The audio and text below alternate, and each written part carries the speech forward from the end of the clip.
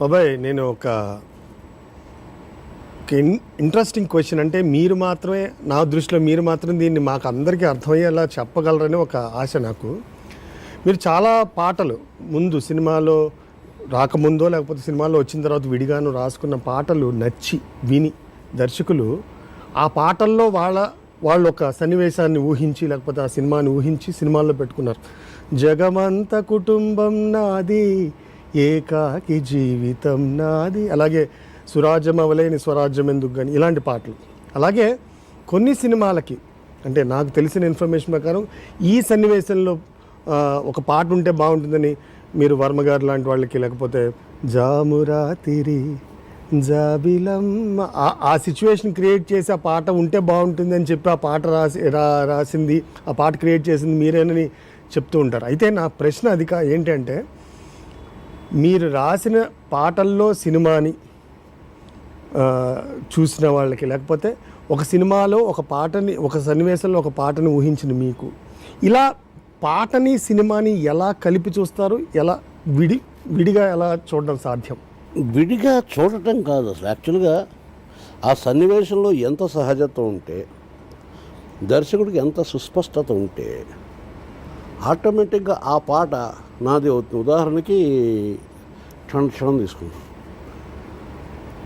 క్షణంలో కథ అంతా అయిపోయిన తర్వాత ఎప్పుడో ఇంటర్వెల్ తర్వాత స్టార్ట్ అవుతాయి పాటలు. వదద్రతోటి అక్కడ అతని క్లారిటీ, వర్మ క్లారిటీ గురించి చెప్తాను, మీకు ఆశీర్వాదాలు.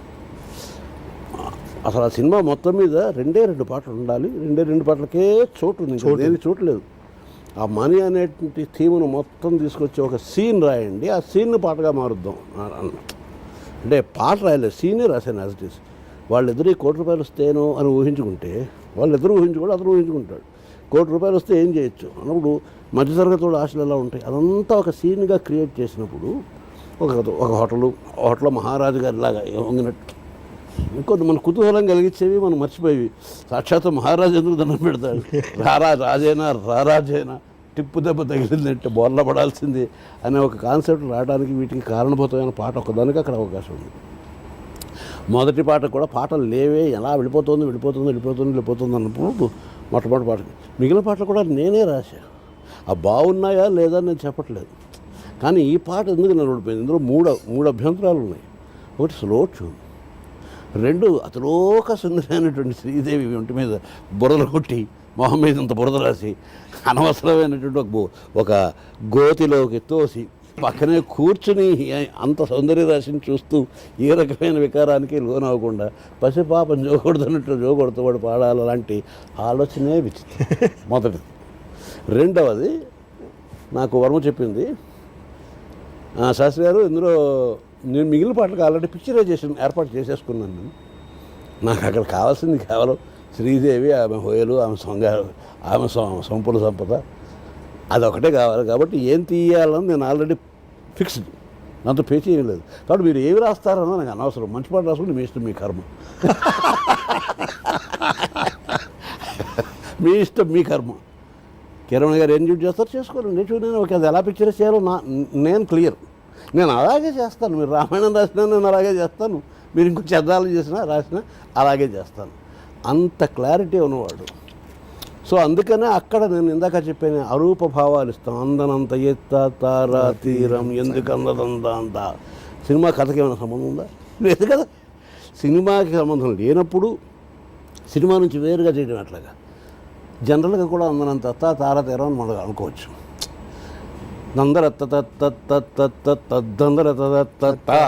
అతను చూనిచ్చినప్పుడు ఒక తమాషా వినడానికి. నేను యాక్చువల్గా రాసింది ఏంటంటే, అందనంత ఎత్త తారా తీరం ఎందుకు అందదందా. ఒకసారి రాము ఇలా ఉలిక్కిపడి ఏమన్నారు ఎందుకు అందదందా అదేదో మీరు తత్త అన్నట్టుందండి, మార్చేద్దామంటే అందనంత ఎత్త తారా తీరం సంగతి ఏంటో చూద్దాం రా అని మార్చాను. కానీ ఎందుకు అందదందా అన్నదే నాకు వచ్చింది.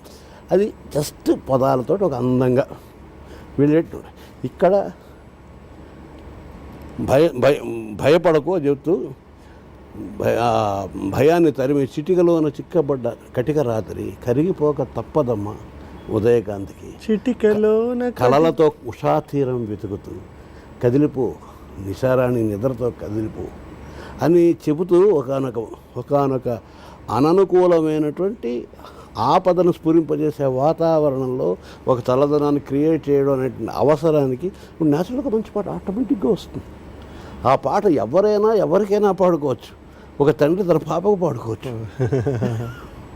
జోరు గాలిలో జాబిలమ్మ జారనీయకే కళని జారిపోనివ్వటం అనేటువంటి ఒక కాన్సెప్ట్ జోరుగాలి. ఈ సందర్భంలోనే ఒక అరూపమైన అనుభూతిని కుహు కుహు అనే స్నేహం విలువగా అలా. సో ప్రతి పదాలేవో పలుకగా కొనుకురాక బుట్ట బొమ్మ కుదురుందని వనములేచి వద్దకొచ్చి నిద్రపుచ్చని ఇంత సుకుమారమైన భావాలు. ఈ మొత్తం టోటల్ ఆ పాటను చూసుకుంటే ఇంకా చిత్రం ఏంటంటే అదంతా సెట్లో వేసింది. అది సాక్షాత్ అడుగుని తీసుకొచ్చి దింపాడు. అలాంటి క్లారిటీ సినిమా సిచ్యుయేషన్లో ఉన్నప్పుడు నేను సాధారణంగా మన జీవితానికి అలాంటి సందర్భాలు ఉంటాయి. పాపలు బెదురుతారు వాళ్ళు. అక్కడ శ్రీదేవి కాదు, ఓ పాపాయి. అడవిలో చిన్న పురుగు కదిలితే ఇలా ఉలిక్కి పడే ఒక పాపాయి అనే కాన్సెప్ట్ మనం తీసుకుని నేను విన్నాను కదమ్మా. అలాగే లాలిజో ఎన్నో పాటలు నేనున్నాను కదా. పాపలా నిదరో చాలింకా దీపమై చూస్తూ ఉంటాగా, దీపంలో చూస్తూ ఉంటాగా పాపలా నిద్ర. ఇది ప్రియుడు పడిన పాట అంటే ఎందుకు పాడకూడదు? ప్రియుడు అంటే ఇప్పుడు కామవికారంతో జ్వలించిపోతూ ఉండాలా? పురుషుల్లో తండ్రి ఉంటాడు, బిడ్డ ఉంటాడు, తోడబుట్టినవాడు ఉంటాడు, స్నేహితుడు ఉంటాడు. ఎందుకు చూడలేము? స్త్రీ అదృష్టితోటి, స్త్రీని ఆదృష్టితో ఎందుకు చూడలేము? సో అలా చూస్తున్నప్పుడు ఇలాంటి పాట. సో సహజంగా సిచ్యుయేషన్స్ వాళ్ళు చెప్పేటప్పుడు దాంట్లోంచి అవకాశాన్ని నేను రాబట్టుకుంటాను, నా బాధ్యత. ఎందుకంటే అది దగ్గర తీసుకుంది. ఈ పాట వింటే ఏ సన్నివేశానికైనా పాడవచ్చు. డెఫినెట్గా అప్పుడు మనకి ఒక హీరో గారు గుర్తురాడు, హీరోయిన్ గుర్తురాదు. గుర్తు రాకపోవడమే నాకు కావాలి. సినిమా చూడండి, ఎంజాయ్ చేయండి. సిచ్యుయేషన్ సరిపోయింది కదా అని డైరెక్టర్ గారు ఓకే అనేసారు కదా. ఓకే అని బీజాక్షరాలు పడిపోయాయి కదా. ఆ బీజాక్షరాలు పడిపోయిన తర్వాత డైరెక్ట్గా మీ దగ్గరికి వస్తున్న విషయం వేరు ఇంకోటి.